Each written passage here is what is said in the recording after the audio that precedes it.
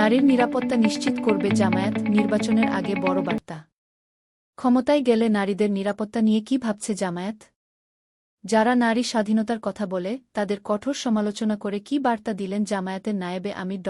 হেলাল উদ্দিন? বিস্তারিত জানতে ভিডিওটি শেষ পর্যন্ত দেখুন।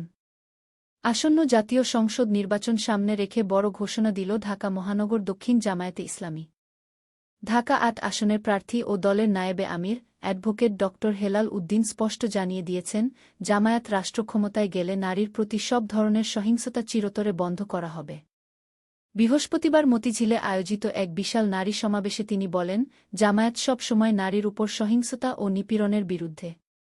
বিরোধীদের কঠোর সমালোচনা করে ড.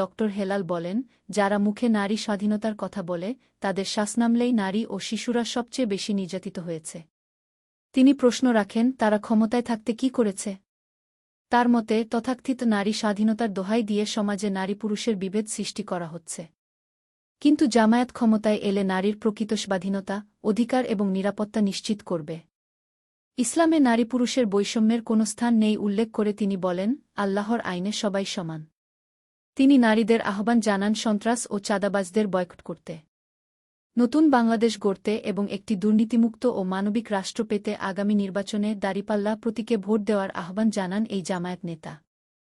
অনুষ্ঠানে মাওলানা মোতাসিম বিল্লাহ ও মুহাম্মদ শামছুর রহমান সহ অন্যান্য নেতারাও উপস্থিত ছিলেন।